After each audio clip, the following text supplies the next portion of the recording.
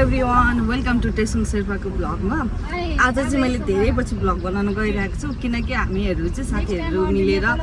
कहीँ अलिकति टाढै नै नाइट स्टेको लागि जाँदैछौँ अनि हामी चाहिँ यहाँ बौद्धबाट सुरु भइसकेको छ बौद्धदेखि कुलेखानी जाँदैछौँ अनि कुलेखानीमा चाहिँ हामी होटेल अलरेडी बुक गरिसकेको छ है बौद्धबाट चाहिँ कोटेश्वर हुँदै हामी त्यहाँबाट गएको थियौँ तपाईहरु स्कुटरमा जाँदै हुनुहुन्छ भने पनि एकदम मजाले जान सक्नुहुन्छ बौद्धबाट कोटेश्वर कोटेश्वरबाट बल्खु र बल्खुबाट तपाईहरु चौबारो हुँदै चौबारोबाट फार्पिङमा पुग्न सक्नुहुन्छ फार्पिङबाट तपाईहरु कुलेखानी बाटो जान सक्नुहुन्छ एकदम धेरै राम्रो बाटो छ कुलेखानी पुग्नै लाग्दाखेरि चाहिँ हल्का अफ रोड छ तर तपाईहरु त्यस्तो साह्रो गाह्रो मान्नु पर्दैन मजाले जान सक्नुहुन्छ सबैजनालाई भोक लागिसकेको थियो अनि सबैजना चिप्सहरु ड्रिङ्क्सहरु खाइरहेको थियो अनि एकैछिनपछि चाहिँ हामी यो ठाउँमा पुगेको थियो अनि यो ठाउँ चाहिँ फार्पिङ हो अनि यहाँ चाहिँ तपाईहरुले गुरुङ बिर्सेको मूर्ति ठुलो देख्न सक्नुहुन्छ फार्पिङमा चाहिँ धेरै ठुलो गुम्बाहरु छ है एकदम धेरै ठुलो छ अनि हामी चाहिँ फर्किँदाखेरि चाहिँ एउटा गुम्बामा पनि गएको थिए तर म चाहिँ बिरामी भएको कारणले त्यहाँ जान सकेन भने मेरो साथीहरु सबैजना त्यहाँ जानु भएको थियो हामीहरु चाहिँ गाडीमा गएको कारणले बाहिर त्यस्तो साह्रो हेर्न पाएन भने तपाईहरु यदि बाइक स्कुटीमा जाँदै हुनुहुन्छ भने चाहिँ तपाईहरुलाई एकदमै धेरै रमाइलो हुनेछ तपाईहरु कुलेखानी जाँदा हुनुहुन्छ भने चाहिँ एकचोटि बाटो छ कि छैन भनेर पनि नि सोधेर चाहिँ जानु होला किनकि यहाँ चाहिँ कुलेखानीमा जाने चाहिँ दुईटा बाटो छ दुईटा बाटोमा चाहिँ एउटा चाहिँ बिग्रिएको छ भन्ने सुनिएको थियो भने एउटा चाहिँ राम्रो थियो अनि हामी चाहिँ राम्रो बाटो गएको थियो तपाईहरु चाहिँ बाटोमा जाँदा जाँदै यो गेट देख्न सक्नुहुन्छ यहाँ चाहिँ डोलुमा भनेर यहाँहरुलाई हार्दिक स्वागत गर्दछौं भनेर एउटा गेट छ यो गेट कटिसकेपछि चाहिँ अब चाहिँ हामी छिटै पुग्छ भनेर भन्नुभयो अनि हामी चाहिँ कति धेरै एक्साइटेड भइसकेको थियो हैन त्यहाँ पुग्नको लागि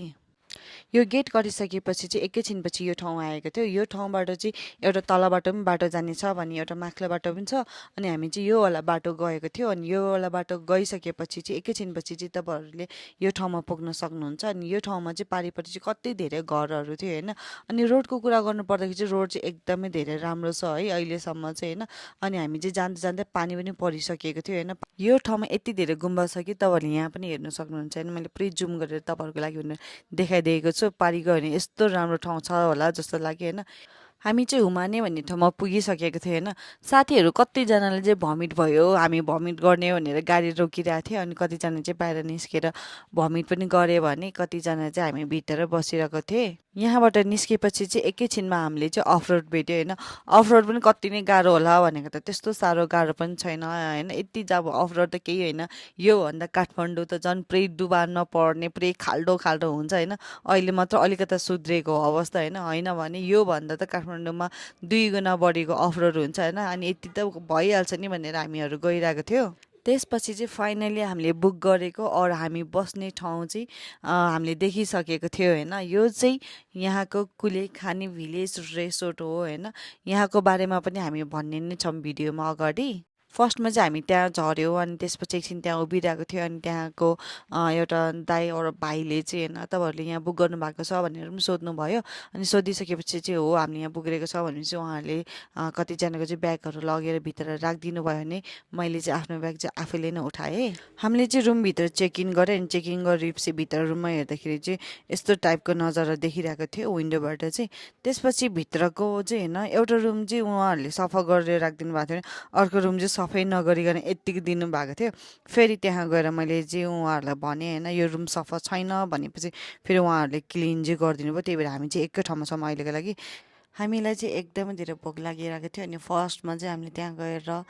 मोमो चाउमिनहरु खाए हैन अनि त्यहाँको खानाहरु चाहिँ एकदमै धेरै राम्रो थियो अरु जे जस्तो भए पनि अनि खाइसकेपछि चाहिँ हामीले चाहिँ ट्रान्जिट भिडियो बनाउने भनेर साथीहरु एकछिन ट्रान्जिट भिडियो बनाए अनि त्यसपछि बोर्डिङ गर्ने ठाउँ चाहिँ हाम्रो होटेलबाट चाहिँ 3-4 मिनेट हिँड्ने बित्तिकै तल पुग्ने रहेछ अनि त्यसपछि हामी तल पुगिसकेपछि चाहिँ एकछिन चाहिँ टिकटक भिडियोहरु बनाए किनकि त्यो ठाउँमा चाहिँ बोर्ड चाहिँ आएको छैन छ एकछिन बोर्डलाई चाहिँ हामीले वेट गर्नु पर्यो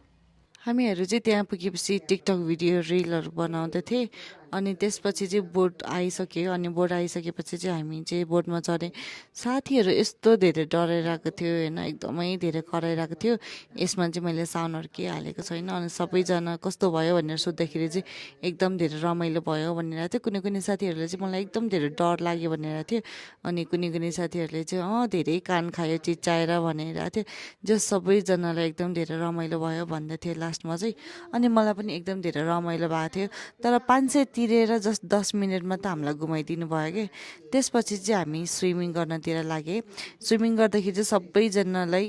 स्विमिङ खेल्न आउँदैन थियो हामी तिनजनालाई मात्रै अलिअलि आउँथ्यो त्यही भएर हामी चाहिँ तिनजना चाहिँ जम्प गरेर पनि स्विमिङहरू पनि खेलिरहेको थियौँ हामीहरू चाहिँ कतिजना चाहिँ माथि आइसकेको थियो रुममा चेन्ज गर्नको लागि भने उनीहरू तिनजना चाहिँ अझै धेरै खेलिरहेको थियो उनीहरूलाई चाहिँ एकदम धेरै रमाइलो लाग्यो अरे यो चाहिँ भोलिपल्ट हामी सबैजनाले चाहिँ एउटा ड्रेस लगाएर गएको थियो अनि एउटा ड्रेस लगाइसकेपछि चाहिँ हामीहरूले ट्रान्जिट भिडियो बनाए अनि यस्तो यस्तो खालको भिडियोहरू पनि बनाएँ होइन जस्तो एकदम रमाइलो भयो त्यसपछि चाहिँ हामी घर फर्किँदाखेरि चाहिँ सबैजना चाहिँ निदाइरहेको थियो कि अनि मैले चाहिँ म पनि निदाइ नै रहेको थिएँ तर एकछिन चाहिँ मैले उनीहरूको भिडियो गरिदिएँ अनि फर्किसकेपछि चाहिँ मैले भिडियोको अगाडि देखाएको गेटको नजिक एउटा हामीले रेस्टुरेन्टमा चाहिँ खाना खाएँ खाना चाहिँ एकदमै धेरै राम्रो थियो होइन भोकले सबैजना आत्तु भइसकेको थियो अनि त्यहाँ चाहिँ हामीले थकाली खाना खाएको थियो अनि थकाली खाना पनि एकदम धेरै मिठो थियो प्राइस पनि ठिकै थियो यो चाहिँ हामी बेलुका नाचेको भिडियो अनि एकदम धेरै रमाइलो भइरहेको थियो हामी नाच्दाखेरि पनि यसमा चाहिँ मैले नाचेको साउन्डहरू चाहिँ हालेको छैन यो भिडियोको लागि चाहिँ यति नै अब कुनै नेक्स्ट ट्रिप भयो भने फेरि यसरी नै हाल्नेछु थ्याङ्क यू सो मच